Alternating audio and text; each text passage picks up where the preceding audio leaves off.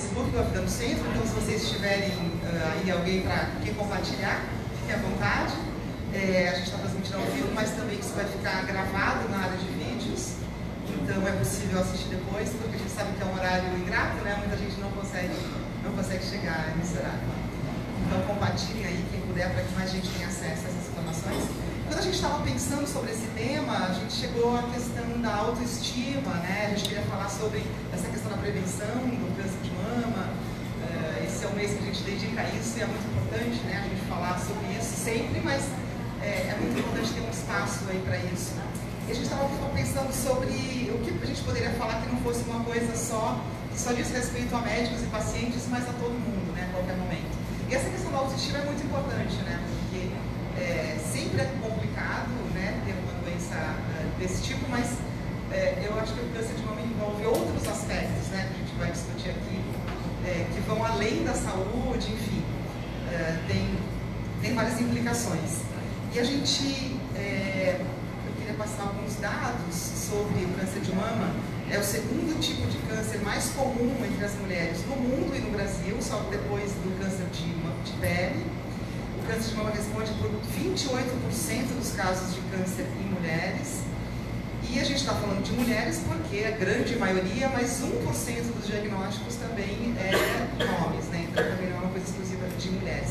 E é muito bom ver também que a gente tem aí na plateia não só mulheres, mas também homens, porque é isso, nessa questão da autoestima, isso envolve a família toda, não é uma questão exclusiva das mulheres. E no ano passado, estima-se que a gente teve no Brasil 60 mil novos casos de câncer de mama diagnosticados. E por isso a gente tem aqui um painel muito interessante de especialistas, pacientes, voluntários que trabalham nessa questão da autoestima. Eu gostaria de chamar primeiro aqui para falar com a gente a nutricionista Carmelina Amadei, que é diretora do Serviço de Nutrição e especialista em gestão de humanização e serviços de saúde, coordenadora do voluntariado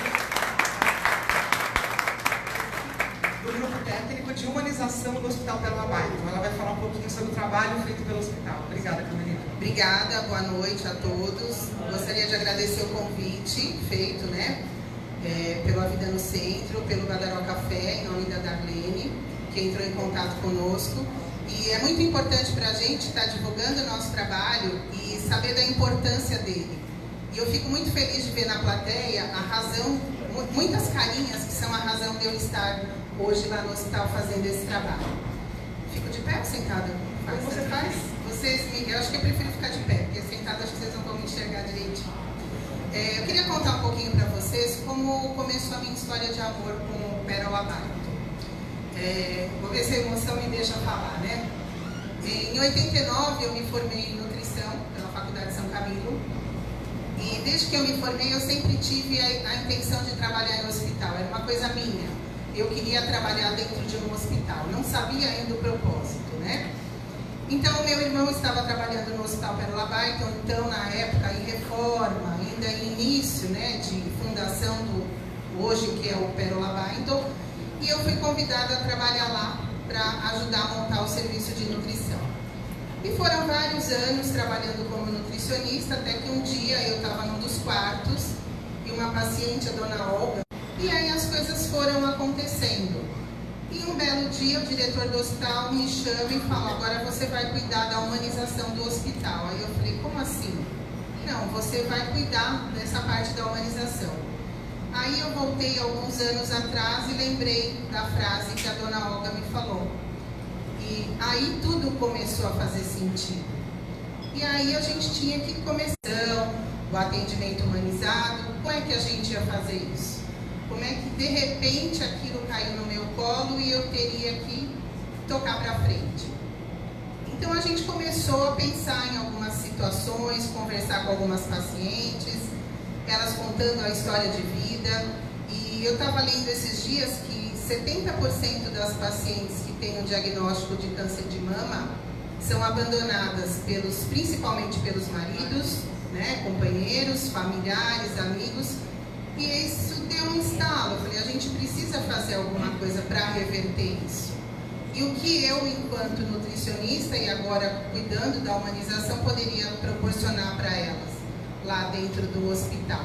sendo um hospital público, né? E vocês sabem que a gente depende de recursos da Secretaria de Estado. Então a gente começou a buscar alternativas, né? Parcerias, e as coisas foram nos chegando e acontecendo. Então nós temos hoje parcerias com institutos de maquiagem, de beleza. Nós temos um salão de beleza para as nossas pacientes lá no hospital.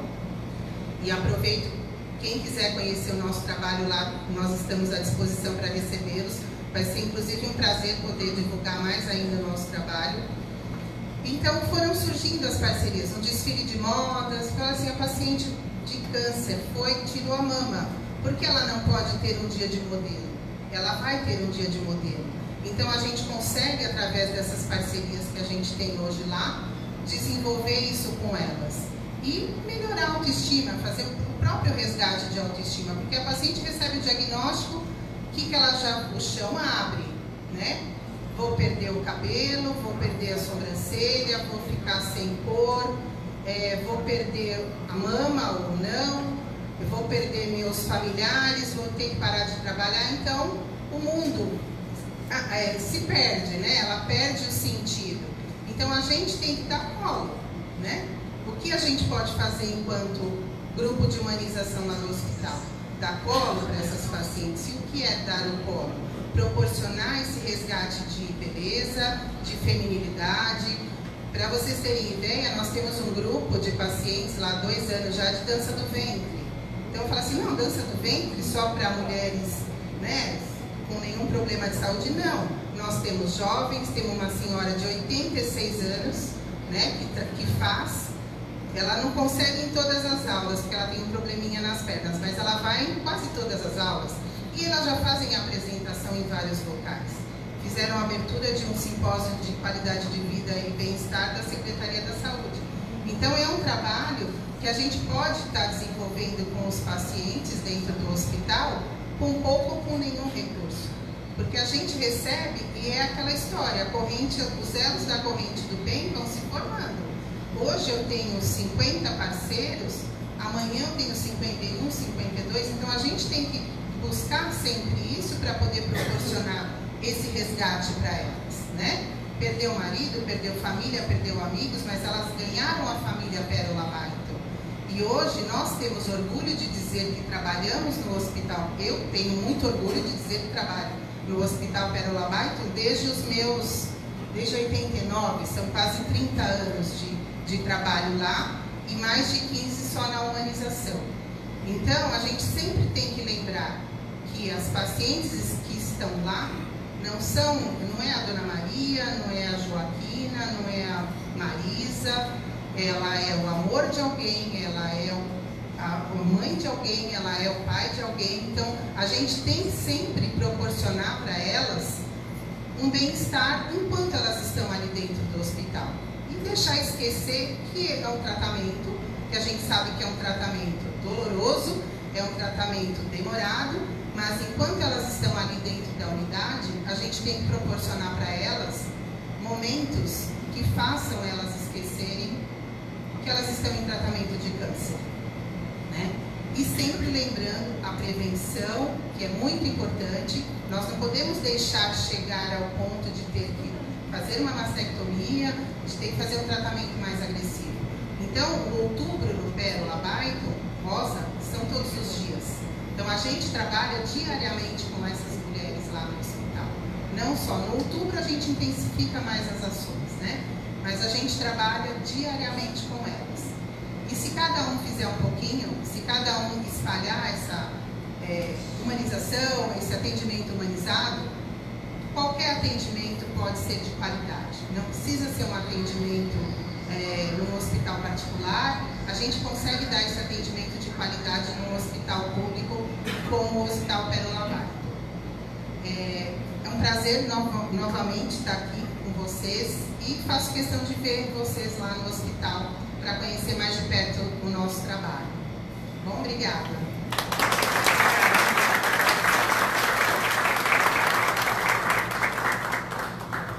Obrigada.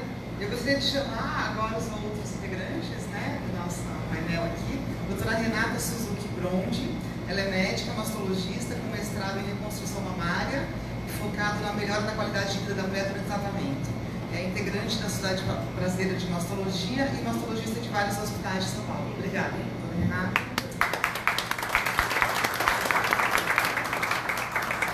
Doutor Evandro Falassi Mateus é médico mastologista e oncoplástico, também membro da Sociedade Brasileira de Mastologia.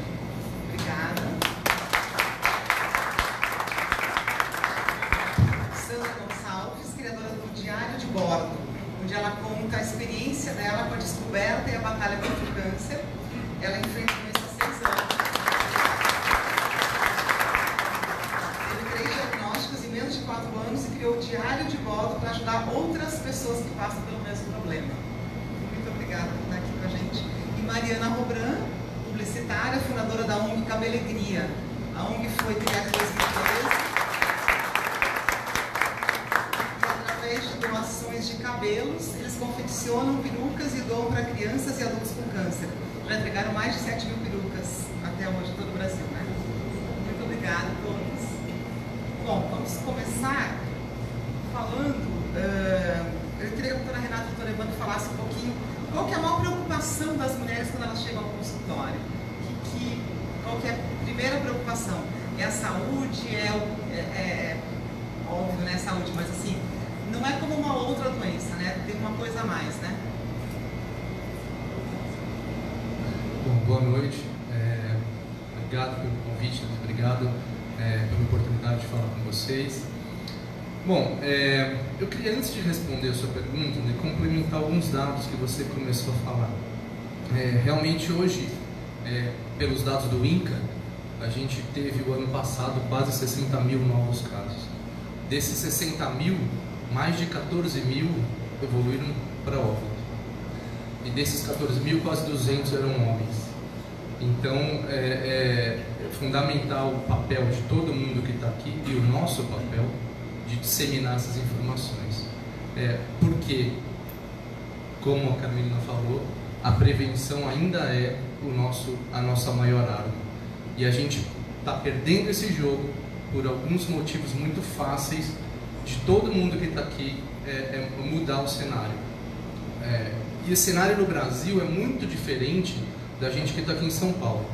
O ano passado, se nós pegarmos a região sudeste, em torno de entre 60 e 65 novos casos para cada 100 mil habitantes. Se a gente pegar a região do norte, foram 33 casos para cada 100 mil habitantes.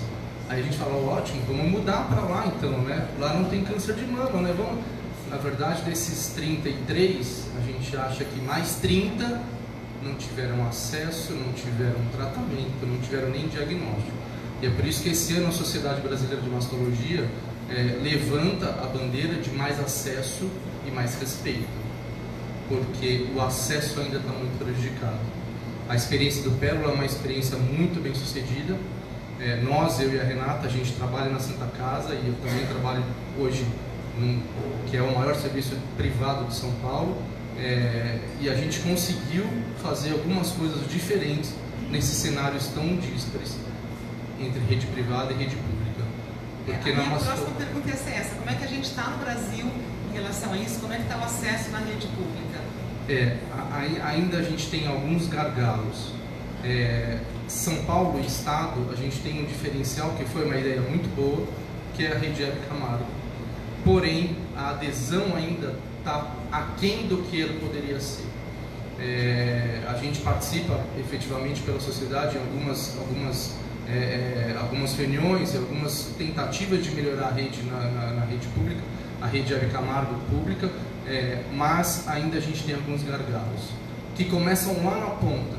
E o que a gente tem de diferencial na mastologia, diferente de outras especialidades e outros cânceres, a gente não tem muita tecnologia envolvida. A tecnologia que eu digo uma mamografia é muito mais barato do que um cateterismo.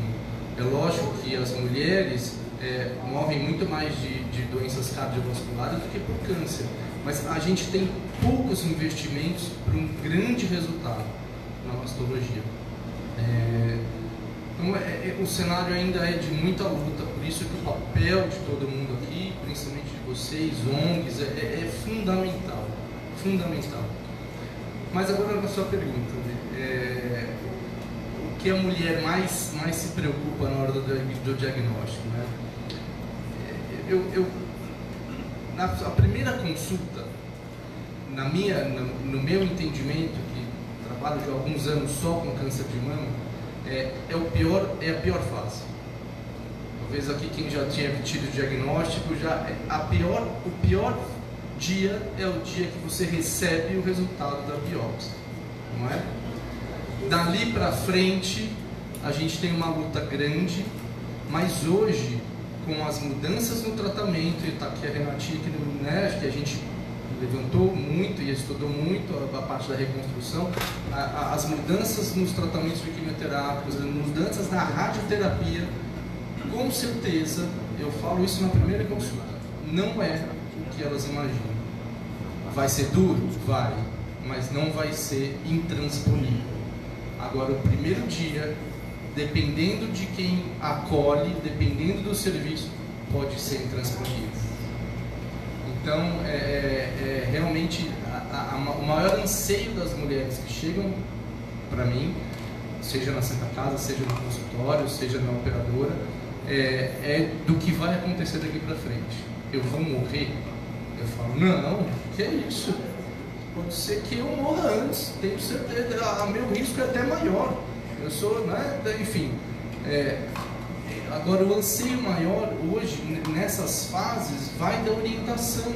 Então, qual a importância de se fazer o tratamento? Qual a importância de se aderir ao tratamento?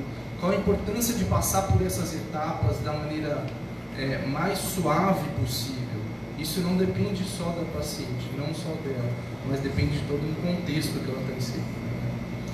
Eu acho que o anseio maior é o que vai vir pela frente. E o pior dia é o dia da biópsia. Eu concordo com o Evandro também. Queria agradecer pelo convite de estar aqui. É um prazer a gente estar podendo ter esse bate-papo com vocês. E realmente, eu acho que assim, o primeiro dia é o dia que ela vai chegar assim, pra gente, vai perguntar: doutor, o que vai mudar na minha vida agora? Muitas pacientes perguntam isso pra gente. Eu vou continuar conseguindo trabalhar? Eu vou continuar tendo minha vida, às vezes até sexual seria depois, mas minha vida, meu dia a dia, vou fazer minha tintura de cabelo, aquelas coisas que mulheres gostam mesmo, vou fazer minha unha, como é que vai ser isso daí no meu dia a dia? E eu acho que nós, assim, mastologistas, nós estamos ali com ela, é importante a gente estar passando que isso daí não é para mudar. Lógico, vai ter um tempo aí de tratamento, que a gente vai passar por algumas alterações de caminho aí, por enquanto, até ela passar por tudo, da quimioterapia, a rádio, mas não é para mudar isso, não é para mudar o seu dia a dia, vamos dizer, é para a gente tentar ter aí com ela uma vida normal até então. Então isso a gente tem que estar sempre passando, e o anseio dela é relacionado também muito à mama, né? Ah, vai ter que tirar minha mama inteira. Será que eu vou me sentir, eu vou ter a cura? Será que vem com a retirada da mama inteira? Hoje a gente já sabe que não. Muitos estudos já mostraram pra gente dizendo que, comparando até paciente que tirou a mama inteira e paciente que não tirou a mama inteira e fez radioterapia, elas tiveram uma sobrevida e a taxa de recidiva igual, se não melhor, quem não tirou a mama inteira até.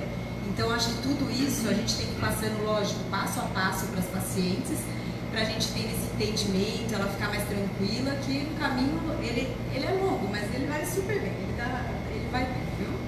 Sim, né? A gente tem paciente que em quimioterapia sai da quimioterapia e vai para o trabalho.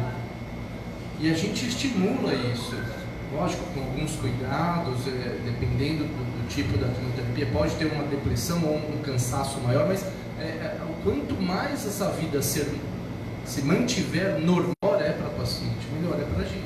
Nesse sentido, a gente tem hoje um bom exemplo, né, que é o prefeito Bruno Covas, fez quimioterapia e despachou do hospital. Quer dizer, a gente não sabe, claro, como é que vai evoluir a doença dele, mas mostra que é possível, né? Enfim, o tratamento convivendo com a rotina, né? Bom, mas aí não é só a retirada da mama numa situação mais drástica, tem a questão do cabelo, né?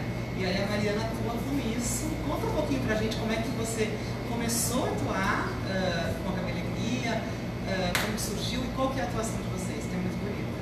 Primeiro, eu queria agradecer pelo convite e só até falando aqui com o doutor, eu também acho importante no dia a dia dos nossos pacientes, a gente ter os pacientes na vida diária deles, né, normal, até porque a cabeça influencia muito, né, o estado que a pessoa está emocional influencia muito. Então, se você, enfim, continua o trabalho, você continua uma vida normal, eu acredito, vocês podem falar com mais certeza que isso flui de uma maneira melhor, assim, no paciente. E falando um pouquinho sobre o trabalho do Cabelegria e das perucas que a gente doa, eu acredito muito que a peruca, ela faz total diferença no tratamento quando o paciente sente a queda do cabelo. A gente tem alguns tipos de paciente, tem a paciente que super se empodera, carequinha, a gente vê isso acontecendo em algumas mulheres, que o câncer traz esse empoderamento, essa força que vem de dentro, eu vejo isso em muitos pacientes. Mas no dia a dia do Cabelegria a gente encontra também aqueles pacientes que se fecham completamente por conta da carequinha, que não querem sair de casa. Eu tenho relato de algumas pacientes que param de socializar até, falam que não quero sair de casa para ninguém me ver carequinha, tenho vergonha porque as pessoas vão pensar. Algumas adolescentes acabam parando de sair de ir para a escola por conta de medo de bullying. E a gente vê que para aquele paciente a peruca faz total diferença, porque além de você resgatar a autoestima, você também consegue devolver a vida social daquele paciente. Daquele paciente que parou de sair de casa, que parou de ir no mercado por conta de, enfim, medo, ou que não queriam que as outras pessoas vissem a carequinha, ele vai voltar a ter uma vida social também. Então a gente, quanto organização, a gente acha muito importante trabalhar o bem-estar do paciente, independente se é com lenço, que aí tem organizações que trabalham com lenço, se é com turbante, organizações que trabalham com turbante, com peruquinha, enfim, com várias opções, com curso de maquiagem também, para empoderar essa mulher, para que ela possa passar pelo tratamento de uma maneira mais leve e com a autoestima resgatada. Mari, você falou uma coisa muito importante, eu falo muito, tá? Qualquer coisa vocês peçam para eu parar de falar, mas você falou uma coisa muito importante. Você falou uma coisa muito importante. A gente está vivendo uma nova era nos tratamentos. Até pouco tempo atrás, era o mesmo tratamento para todo mundo. Todo mundo ia fazer a mesma quimioterapia, todo mundo ia fazer a mesma cirurgia. E hoje, essa personalização do tratamento é o ideal. Tem mulher que não quer usar peruca, mas tem umas que não vão fazer se não usarem. A gente ter esse feeling, ter essa percepção de quem precisa, de quem quer, isso sim é o tratamento. Eu falo com a minha equipe que assim, tratar, eu e a Renatinha tratamos. A gente tira um pedaço da mama, tira a mama. Agora, quem cura é isso. Quem cura é a fisioterapia que ela vai voltar. É a vida sexual dela que vai ser retomada. É entender que talvez aquela medicação não é o ideal para ela, porque ela não vai querer parar de trabalhar. Então, assim, é um leque enorme de possibilidades para aquela mulher. E aí eu queria saber da Sandra como que foi, como é que foi a sua experiência, como você recebeu o diagnóstico, e aí você decidiu essa coisa das fotos, né? Conta pra gente. Isso é muito interessante. Eu sei que vocês falam do geral, mas pra mim a pior hora foi o resultado da mamografia. Achados mamográficos altamente suspeitos, pra mim aquilo era câncer. Porque eu tenho 9 casos de câncer na família. Então pra mim aquilo já era. Ninguém me falou, você tem câncer. Porque eu sou uma pesquisadora, então quando eu li aquilo, sabe, eu já fui lá nos sites de pesquisa científica, já fui saber. E aí, eu não tenho medo de câncer, eu não tenho medo de morrer, sabe? Não fiquei com medo de perder meu cabelo. Eu costumo falar que eu sou estragada, porque assim, meu único medo era não conseguir andar de salto alto. Ela só anda de salto alto, gente. Ela vai fazer quimioterapia e ela vai limpar o catéter dela, porta-o-cat lá de salto. Esse saltão que ela tá indo. Eu faço 6 horas de quimioterapia de salto alto. E aí, quando eu fiz, quimioterapia, que fiquei carequinha, que comecei as radioterapias, que aí começa o cabelinho, milimétrico, eu percebi que todo dia eu estava diferente e eu comecei a fotografar isso. Eu tirava foto todo dia, uma foto sorrindo por dia.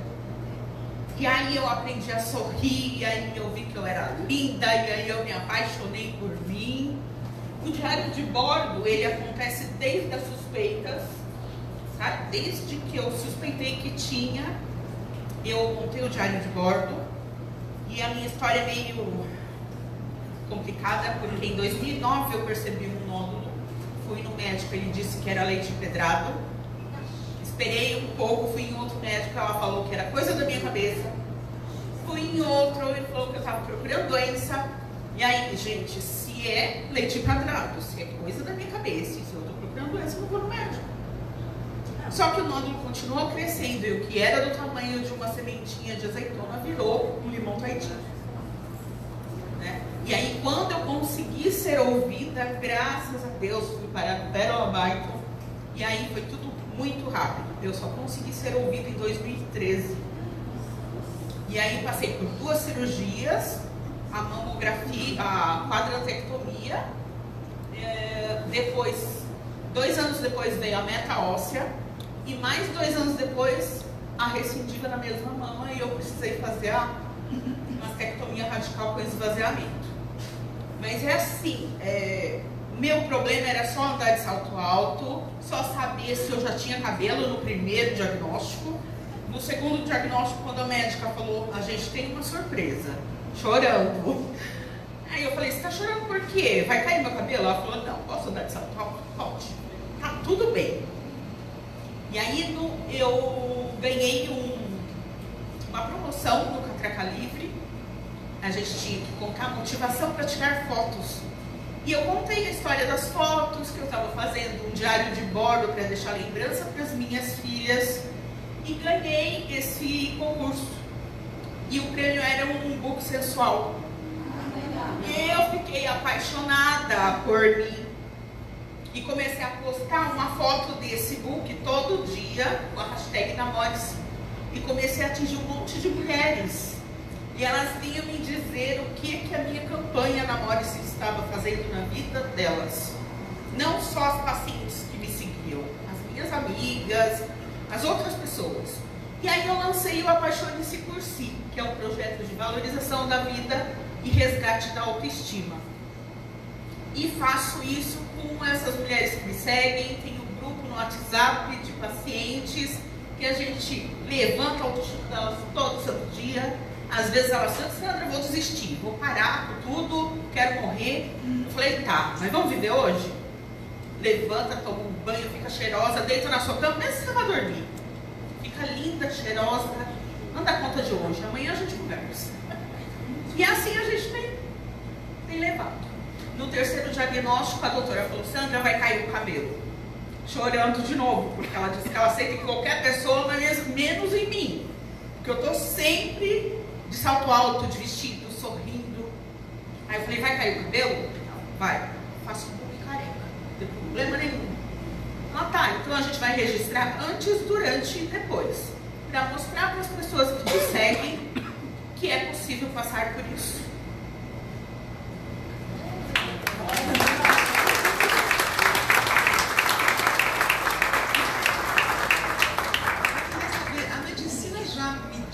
O papel da autoestima na cura, na recuperação, a gente tem pesquisas que mostram isso, não tem? Já foram medidas, agora tem uma certa dificuldade para realmente ter uma medida mais concreta. Hoje em dia a gente tem, assim, no meu mestrado a gente até fez essa medição, assim, mas é muito abstrata, então geralmente é com questionários para paciente. Tem alguns programas hoje que a gente tira foto das nossas pacientes, como nós fazemos, eu e o Evandro fazemos parte de uma equipe de reconstrução, em que a gente até habilita vários mastologistas que vêm para São Paulo para fazer aula no nosso grupo, para fazer reconstrução. Então, a gente, todo ambulatório, são retiradas fotos das pacientes em algumas posições, e isso pode ser colocado até em aplicativos mesmo que hoje existem, já computadorizados, em que eles vão fazer algumas medições para a gente, para dar aí, tipo, um resultado de como foi esse resultado cirúrgico mesmo. Mas pesquisa realmente já mostraram pra gente, que as pesquisas falam pra gente realmente que tem uma melhora na autoestima. Isso daí já está comprovado. A gente mesmo vê nas nossas pacientes, assim, é impressionante isso, tanto da Santa Casa, em que são as pacientes do serviço público, como das nossas clínicas privadas, ou da BP também, que é onde nosso grupo trabalha. Então, é incrível, assim, a diferença entre uma paciente que teve a oportunidade de fazer reconstrução e não teve. Até no Brasil, já tem, os dados mostram que gerava em torno, antes de 2013, era menos de 9% as reconstruções no Brasil, as imediatas, né, que a gente fala pós-mastectomia. Depois da lei de 2013, teve aí um boom, aí, não é boom, né, mas uma melhora nas reconstruções mamárias, chegando a 13%, hoje a gente está com 19% mais ou menos de pacientes reconstruídas, isso pelos dados do SUS. Já na paciente que tem plano de saúde, em que ela acaba tendo essa oportunidade, aí sim, essa lei já é, assim, praticamente a gente oferece para quase todas as pacientes. Isso, lógico, sempre individualizando, né? Porque não são todas as pacientes que vão ter indicação de se realizar uma reconstrução imediata, ela pode realizar depois, tardiamente, após o tratamento, mas a gente sempre está conversando com elas. Então, realmente tem sim uma disso da autoestima, sem dúvida, já está comprovado já. Carolina, você nota isso também lá no trabalho? Sim, a gente consegue observar mais pelo visual, não com questionários, né? Mas assim, a gente tem quando a gente chega na quimioterapia, quando leva algum parceiro que vai tocar, que vai fazer alguma ação lá, tem paciente que está com o cobertor na cabeça. Não quer ver, não quer falar, não quer saber de nada. Quando começa a música a tocar, quando a gente começa a falar que a gente está ali para trazer um pouquinho de calor, porque a sala da quimioterapia é gelada, né? Por causa do ar-condicionado. Então a gente fala, nós viemos trazer um pouquinho de calor, nós viemos conversar um pouquinho com vocês. Aí você percebe que elas vão puxando o cobertor, vão pondo um pedacinho do olho para fora e esboçam um sorriso. Para nós, esse é o nosso pagamento que a gente fala. É o esboço do sorriso no olhar delas, no rostinho delas. Mariana, que tipo de retorno você tem das pessoas que recebem as perucas? Eu acho que não é só relacionado às perucas, é muito relacionado ao fazer o bem, né? Então, eu falo para todo mundo o tempo inteiro, quando você está fazendo bem para o próximo, você está fazendo bem muito mais para você do que realmente para o próximo. Então... Eu digo assim, comentários, né? As pessoas contam assim, mudou minha vida, agora eu saio de casa. Assim, assim, como eu disse, a gente tem vários casos. Para esses casos das mulheres que realmente não se sentem bem carequinha e não se encontram carequinha, a gente percebe que logo no primeiro momento, assim, quando a pessoa se vê no espelho, a pessoa bota a mão e fala, nossa, eu não acredito que eu estou com o meu cabelo de novo. E assim, você vê que naquele momento você mudou a vida dessa paciente. Então, a gente, inclusive na Santa Casa, um dia a gente estava num banco de perucas móvel lá, e uma paciente entrou falando que ela não queria fazer o tratamento porque ela estava com medo de ficar careca, e ela falou uma frase, se é para eu morrer, eu quero morrer com cabelo. E aí a gente já, bom, até a gente fica o que eu vou falar para essa paciente para mudar a vida dela, para ela não desistir, para ela ir atrás do tratamento, fazer o tratamento. E eu falei, olha, o cabelo você vai precisar se preocupar. Então você vai ter uma peruca, você tem que ir atrás da sua saúde. Não se preocupe com o cabelo, que a gente está aqui para dar esse apoio para você. E se você não ficar bem de peruca, a gente tem lenço, a gente tem turbante, que você pode usar tudo junto ou não também.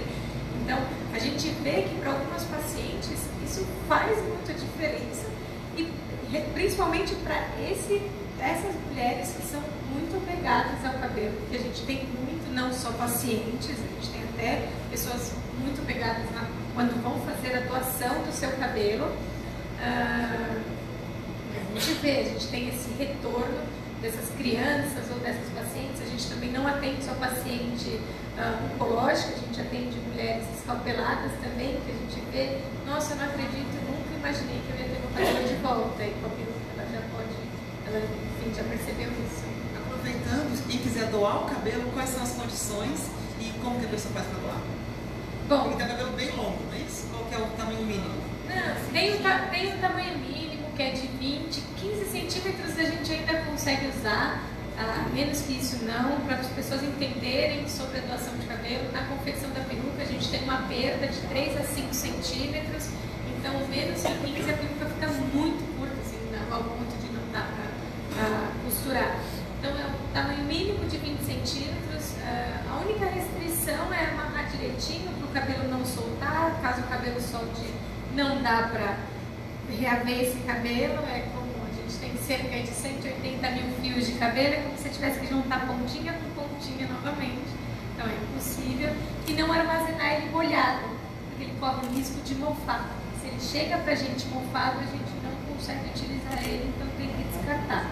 Então amarra com elástico e corta assim de uma vez. De preferência, elástico de dinheiro, que é o mais seguro, que não arrebenta. Os outros elásticos, às vezes, já podem arrebentar, enfim. Como é que entrega para vocês? No nosso site, cabelegria.org, lá tem várias opções de entrega, tem o nosso ateliê de costura, tem os nossos pontos de coleta, os nossos bancos de perucas. A gente tem um lá no Dr. Arnaldo, que é do Pérola, é da Rapunzel Solidária, né?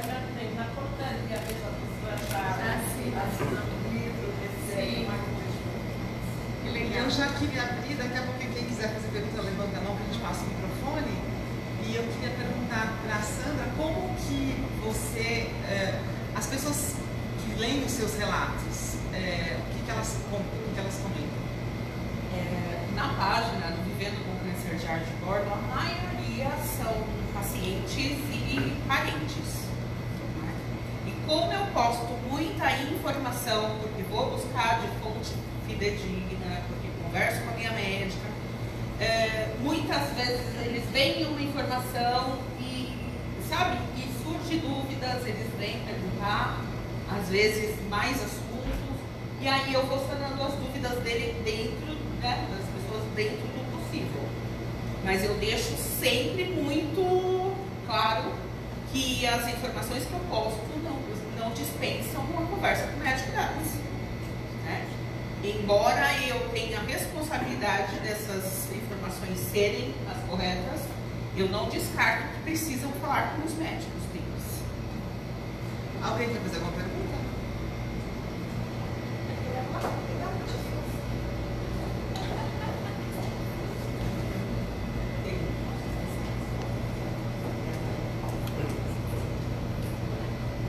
Boa noite a todos, né? Quero fazer uma pergunta para a Carmelina. Primeiramente, eu quero agradecer a ela e a Lu pelo trabalho que elas fazem no Pérola, que é primordial, mudou muito a minha vida, né? Eu sou outra pessoa, entrei aquela pessoa apagadinha, assim, sem luz, aí saí totalmente iluminada. Vamos à pergunta. Como é que chega para vocês os projetos? Como é que eles são feitos, né? Porque é muita coisa, assim, né? Eu fico me perguntando, gente, como é que as meninas se viram, assim, para tanta coisa que acontece lá no Pérola, né? Adelaide é uma das pacientes que faz dança do ventre lá no hospital. Maravilhosa. Ela e a Carla, a Neide também está ali, a Fátima. Bom, Adelaide, as demandas chegam para nós de forma espontânea e voluntária. A gente recebe muitos telefonemas, muitos e-mails, né? Às vezes, uma pessoa que fez uma ação de maquiagem lá no hospital. Por exemplo, a semana passada nós tivemos uma indústria que foi lá e fez a ação voluntária. Porque alguém que já foi lá, foi uma aluna da faculdade, alguém que fez o tratamento lá. Então, a gente consegue muita demanda que chega para nós de próprias... É o boca a boca que a gente fala, né? Então, um indicou, o outro indicou, e muitos e-mails a gente recebe também, de pessoas que já passaram pelo tratamento. A gente tem muitos voluntários lá que são ex-pacientes, né? Que trabalham como cabeleireiras, no Cantinho da Beleza, né? O próprio atendimento na enfermaria, que a gente tem o reiki, tem uma série de atividades. Então, ou ex-pacientes, ou algum amigo, familiar, ou alguém que ouviu falar que no Pérola tem um tratamento oncológico e que a gente tem essas ações ligadas à humanização. Então, chegam para nós os e-mails, a gente faz uma pré-seleção, né?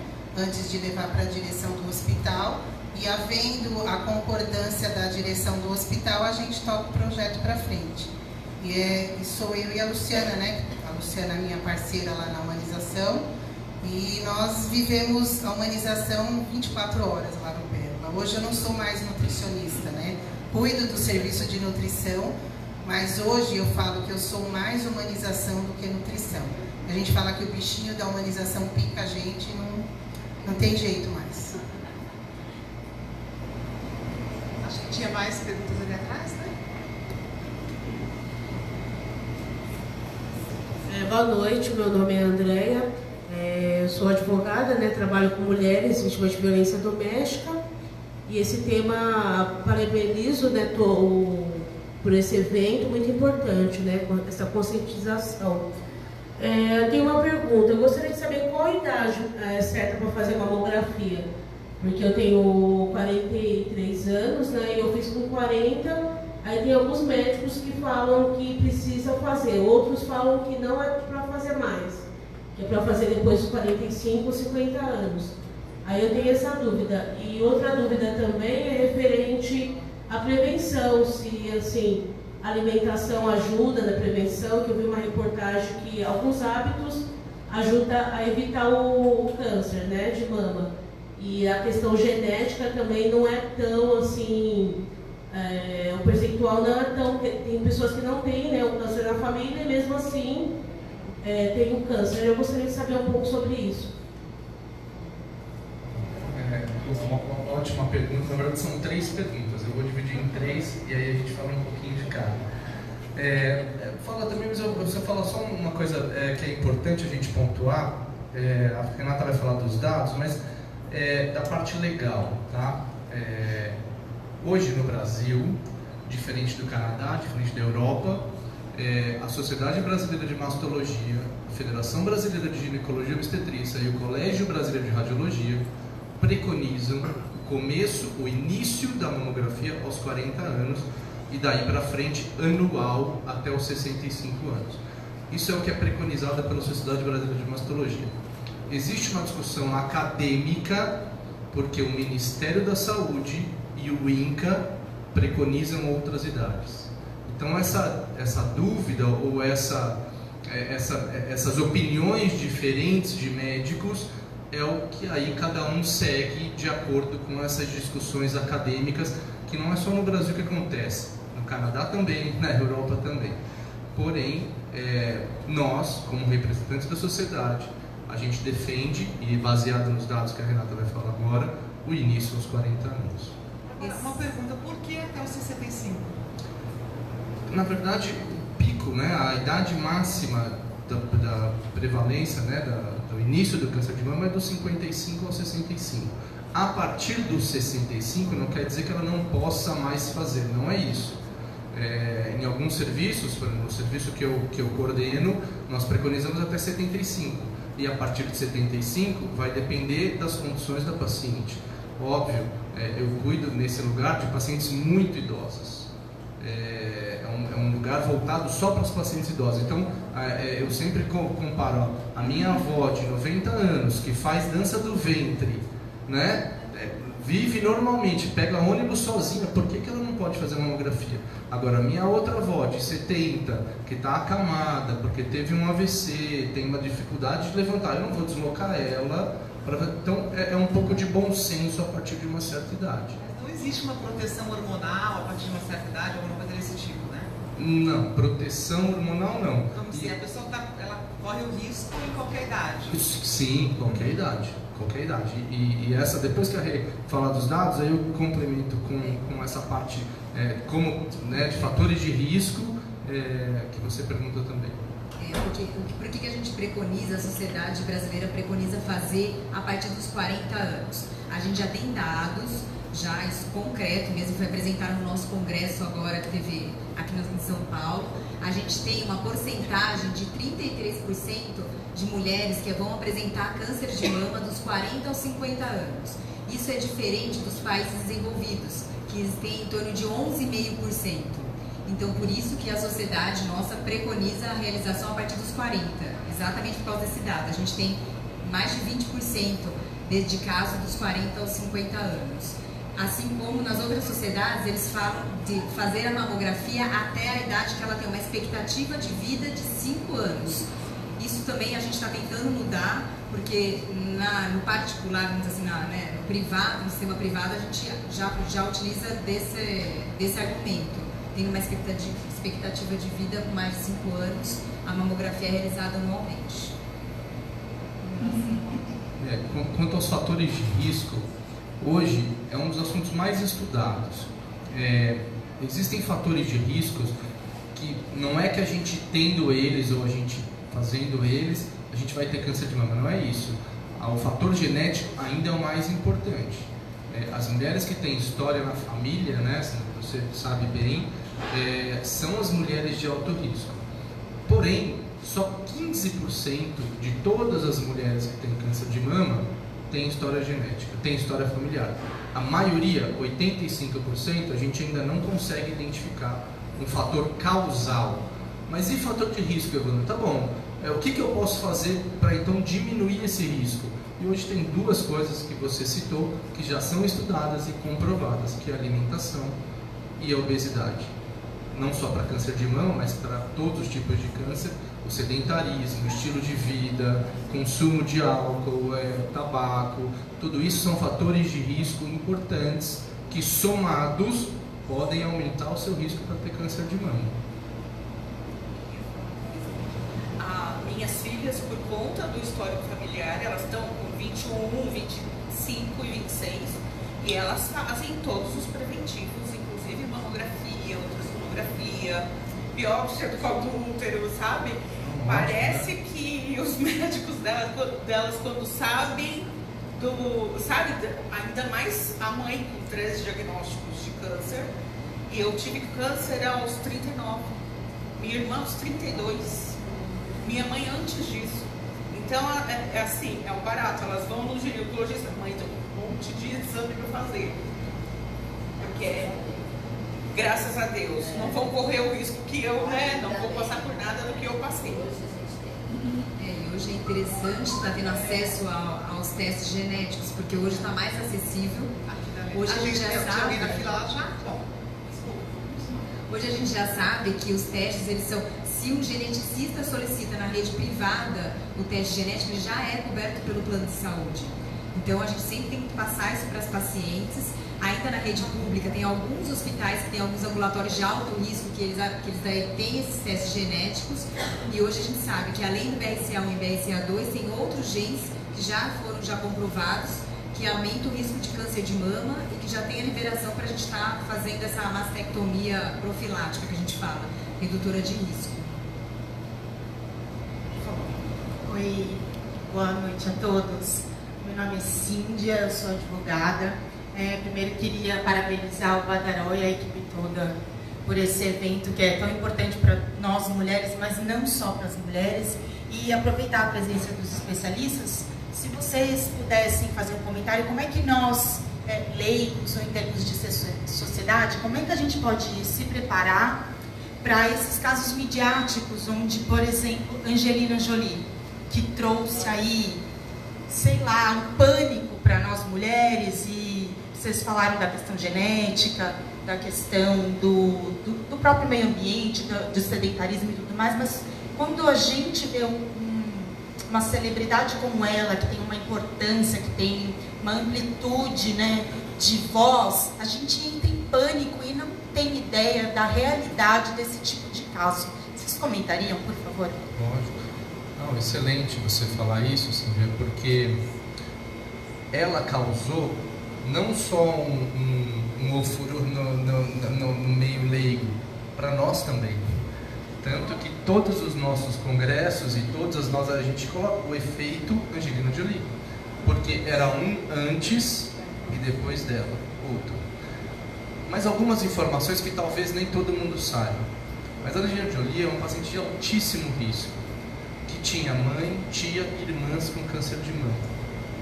Além de retirar as 2 mamas, ela retirou os 2 ovários.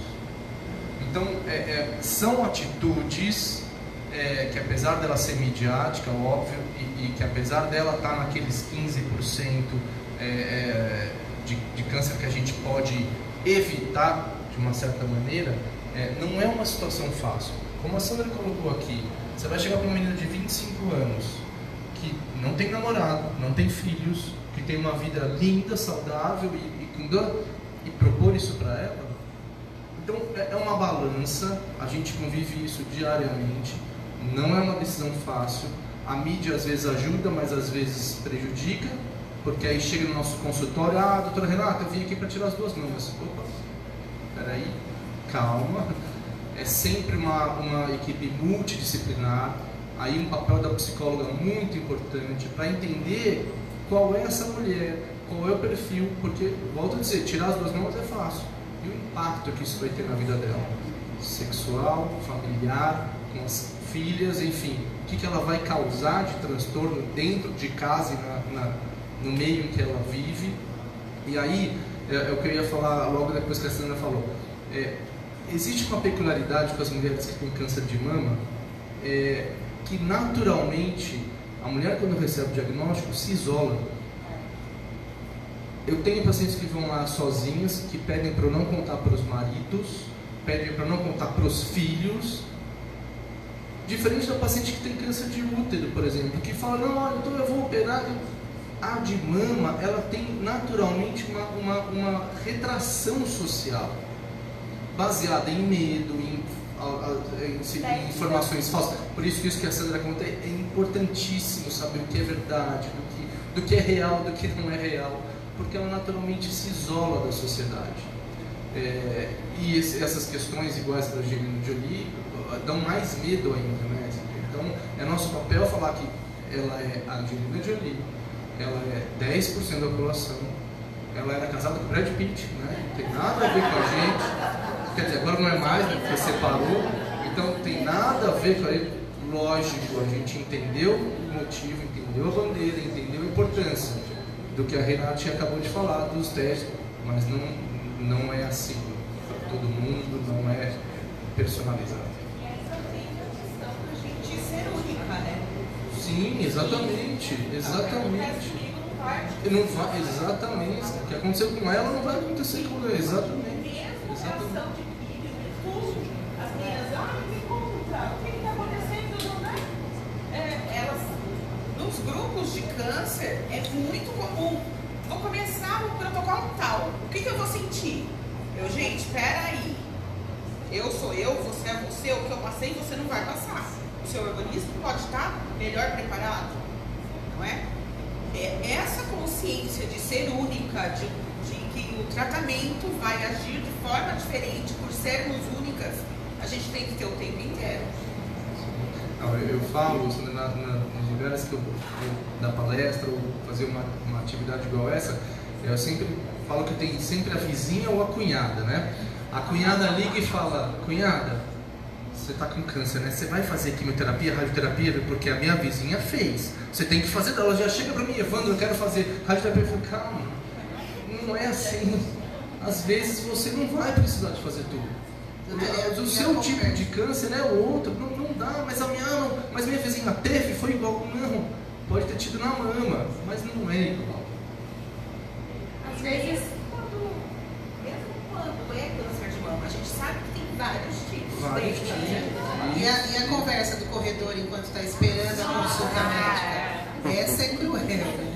De alimentação a gente ouve milhares. Elas chegam lá no ambulatório de nutrição. Doutora, é verdade que eu tenho que tomar uísque com babosa? Que eu tenho que tomar não sei o quê?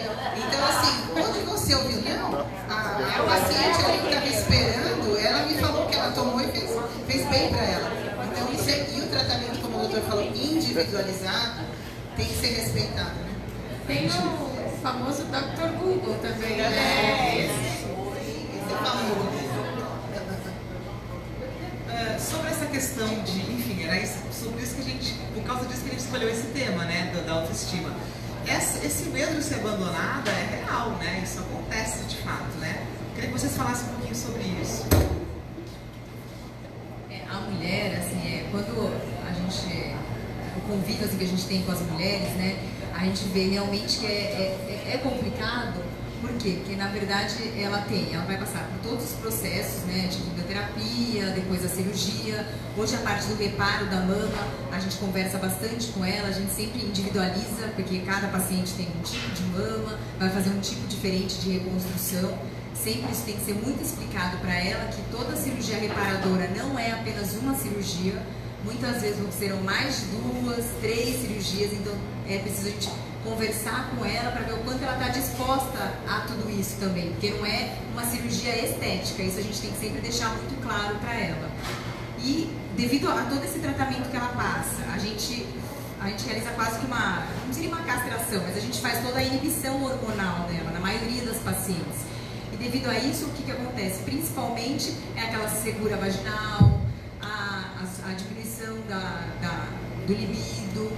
Então, tudo isso, ela passa a ter muito medo, realmente. Então, assim, quando a gente começa a entrar um pouquinho mais fundo com elas na conversa da parte da sexualidade, tudo, a gente vê que realmente tem esse medo, sim, do marido vai me largar, como é que vai ser, e isso aí que entra muito importante, a autoestima. A autoestima é uma coisa, assim, que a gente vê o quanto que é importante cada um ter estar centrada em si, porque realmente é o que faz a diferença, até mesmo durante o tratamento. É impressionante quando a gente faz quimioterapia, a gente acompanha o volume tumoral. Então, às vezes o paciente começa com uma quimioterapia com um tumor de uns 6 centímetros. E a gente vai vendo que a gente vai acompanhando mês a mês durante a quimioterapia. A diferença da paciente com uma autoestima boa faz diferença até no tamanho tumoral, assim. É algo, não tem nada comprovado cientificamente. Mas a gente que está ali no dia a dia vendo, é impressionante a diferença. Que é super importante ser apaixonada por si e apaixonar-se por si diariamente. Você só consegue amar o outro, você só consegue ter o outro do lado se você se amar. E a gente escuta de algumas pacientes nossas lá do hospital, que assim, a gente conversa muito com elas diariamente, né? E algumas são realmente abandonadas pelos maridos, companheiros, mas depois de um tempo, elas viram para nós e falam, foi a melhor coisa que ele fez. Foi me deixar livre para eu viver. Melhor né? sozinha do que com o marido. Exatamente. Assim. Tem perguntas ali. Pergunta seria, meu nome é José Luiz, a pergunta seria para os dois médicos. Já que nós estamos falando de autoestima, por que existe tanta diferença e o momento do diagnóstico? Vocês falam que é o mais importante, e é mesmo. Por que existe tanta diferença entre a atitude dos médicos? Por que existem médicos que, nesse momento do diagnóstico, têm uma postura bastante humanista em relação ao paciente que está na frente dele, e tem outros que não? De uma certa maneira, eles tratam da pessoa que está do outro lado, até com uma certa crueldade. Eu não sei se existe essa discussão da categoria de vocês a respeito de como que os médicos devem tratar a pessoa que está do outro lado da mesa. É isso, obrigado. Olha, José, uma excelente pergunta. E para responder, eu vou me colocar como exemplo. Médico, antes de tudo, é uma pessoa. E nem sempre a pessoa sabe lidar com essas dificuldades. O médico pode até saber, mas a pessoa não sabe. E nesse momento onde a pessoa dele se liga ao médico e ele precisa, isso vira um conflito. Para a gente que trabalha em setor humanizado, isso é um treinamento. Os médicos não têm esse treinamento, nem na faculdade e nem na vida. Então, foi bom você colocar isso, obviamente, e talvez aqui a gente não seja exemplo, porque a gente faz parte de lugares humanizados. Eu tenho 19 mastologistas na minha equipe, e lá o primeiro critério não é de onde ele veio, e sim como ele faz. Ensinar a técnica é fácil, a gente vai nos congressos, a gente estuda.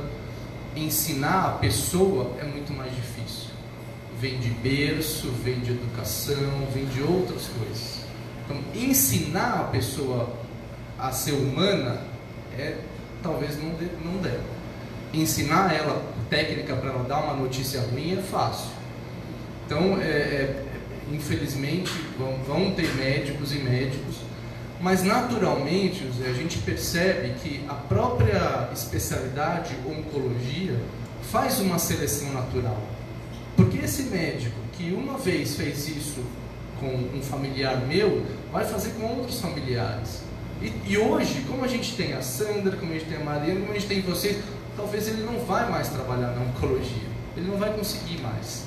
Ainda existe? Existe, eu sei. Eu ia dar o exemplo do sistema público, a gente está muito inserido nele. E eu falo que a gente perde o jogo da mamografia na sala de espera. Por que da sala de espera? Porque a mulher vai lá fazer mamografia voluntariamente, porque ela não foi, muitas vezes não pediram, ela passou lá no médico e falou, não, isso não é nada. Aí ela conseguiu pagar uma consulta, conseguiu um pedido e foi fazer a mamografia sozinha. Aí ela chega lá, sentam duas outras do lado dela e já contam duas tragédias. Não é? Aí ela já não quer mais fazer a mamografia dela. Aí abre uma porta, vem a pessoa e fala, próximo! Pronto. Ela não vai, ou eu tenho pacientes que nem buscam o resultado da mamografia. Por conta disso. Porque passa um colega médico, enfermeiro, qualquer um da saúde, que não tem essa humanização. Por isso que o Pérola está virando referência, por isso que a Santa Casa está virando referência, enfim. É uma luta, é uma briga. Mas isso tem que ser feito por nós. Acho que a Camila queria falar? Não? Tem mais perguntas? Acho que tinha mais uma para a gente encerrar. Olá, boa noite. Meu nome é Andréa Zelim e eu queria saber se existe algum movimento da Sociedade Brasileira de Mastologia ou da Sociedade de Ginecologia que obrigue o ginecologista a encaminhar uma mulher que tenha casos de câncer de mama na família.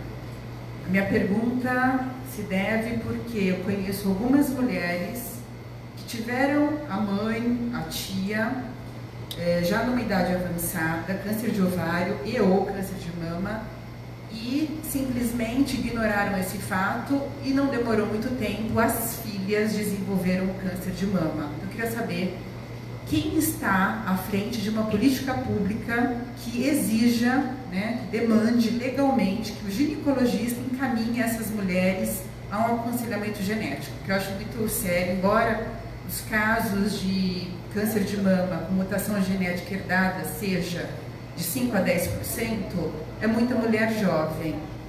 E eu queria saber qual que é a opinião de vocês. Se tem alguém à frente disso e se vocês acham que isso é uma boa política pública. Na verdade, é uma pergunta ótima. A gente tem, na verdade, a maioria dos mastologistas hoje em dia, a formação já é através da ginecologia. Então, ou é através da ginecologia ou da cirurgia geral. Mas nós temos direto, assim, as reuniões nossas são sempre com a ginecologia junto. Então isso assim, já é discutido praticamente diariamente com os residentes que teriam a formação de ginecologia, esse encaminhamento. Geralmente não tem nada assim com a sociedade, assim, tem até uma certa... A gente faz orientações em diversos postos e com diversos ginecologistas, mas isso é uma coisa assim, depende muito de cada médico, sabe? Então, a gente faz essa orientação, eles têm essa consciência, principalmente do que já se fala, até não só nós, mas a mídia também, sobre todos esses casos de pacientes com mutação, da oportunidade de estar fazendo testes genéticos hoje em dia, até por valores muito, muito baixos, perto do que era no passado, mas ainda existe mesmo essa certa dificuldade aí de uma parte da ginecologia. Não existe uma normativa e nem uma obrigatoriedade, mas a sociedade tem um segmento dela chamado Escola Brasileira de Mastologia, que a gente roda o Brasil dando aula de atualização, dando curso de atualização. Além da escola, tem diversos eventos da sociedade que eles deveriam, a gente sugere que os ginecologistas frequentem.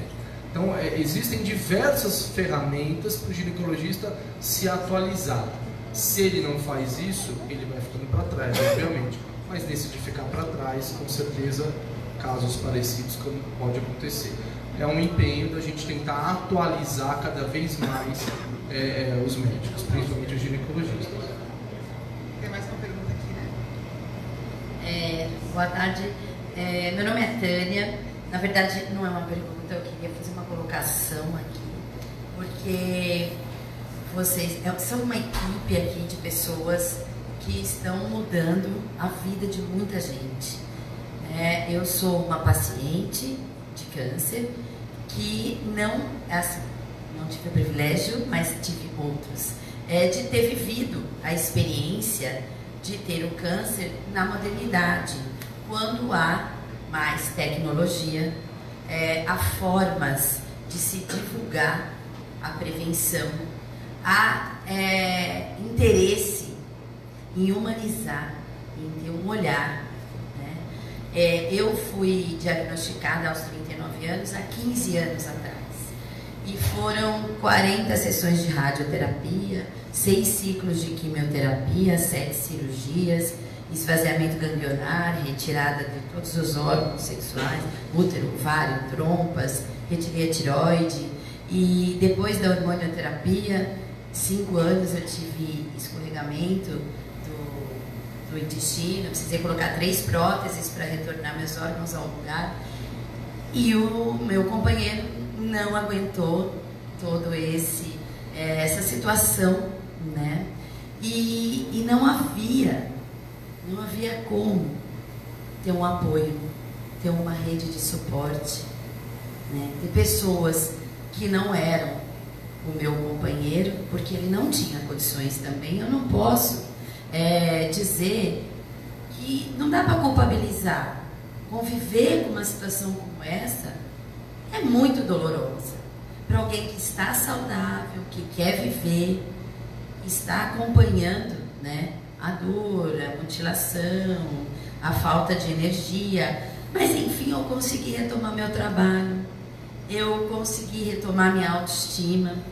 Hoje eu faço um trabalho de motivação dessas mulheres, de superação, que quando nós estamos passando por isso, estamos sem a mama, estamos com a rádio aqui, saindo o intestino, não tem mais o var, você acha que a vida não tem mais sentido, não há por que lutar, porque a nossa sociedade traz a ideia de que o nosso valor é o que a gente pode oferecer ao outro.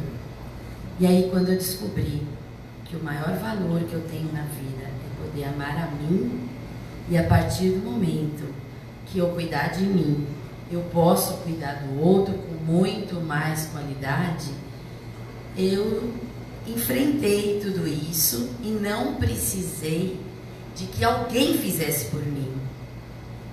Eu resolvi fazer por mim, né? Mas naquela época não tinha esse apoio, e isso que vocês estão fazendo aqui pode diminuir a dor de muita gente, né? Melhorar a autoestima através de fazer uma dança do ventre, de ter uma conversa com alguém que já passou pelo tratamento, por todas as fases, e voltou a mexer os braços, voltou a caminhar, voltou a trabalhar, e que se sente feliz, empoderada, só mostrando para quem está naquele momento frágil que é verdade, que existe luz no fim do túnel, né?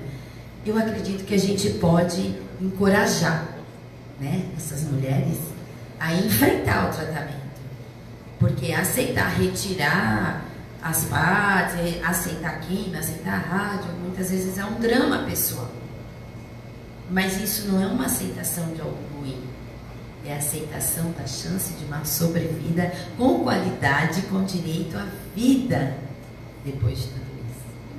Então, assim, queria agradecer demais a presença de vocês aqui. O trabalho é importantíssimo. Obrigada. Muito obrigada pelo depoimento, e eu queria agradecer a todos vocês, Carmelina, Renata, Evandro, Sandra, Mariana. Muito obrigada, e obrigada a vocês todos que estão aqui. E, bom, lembrando que a gente transmitiu também pelo Facebook, no Facebook do Evitando Centro, então quem quiser compartilhar com alguém que não pôde vir, vai estar lá na área de vídeos. E, bom, a gente continua o papo agora, né? Agora todo mundo aí junto, continuamos. E eu queria agradecer ao Badaró por sediar o evento, apoiar esse debate tão importante. E lembrar, em nome da Vida no Centro, a gente vai promover um festival aqui no Centro Histórico, nos dias 9 e 10 de dezembro, daqui a 10 dias, aqui na Praça Antônio Prado. Novembro, desculpa, 9 e 10 de novembro, daqui a 10 dias, já estou adiantado. E todo mundo convidado, eventos ao ar livre, shows gratuitos, tudo aqui no centro para quem? Praça Antônio Prado, dias 9 e 10 agora. A Praça Antônio Prado, Coreto da Bolsa, também conhecido como Coreto da Bolsa, aqui do lado. Então quem gosta do centro histórico, quem gosta do centro, está todo mundo convidado. E bom, a gente continua agora desde 4 da tarde até 1 da manhã no sábado e domingo das 10 às 6 da tarde. Domingo coisas para criança, enfim, convivência aqui no centro histórico. Muito obrigado, Badaró, muito obrigado a vocês.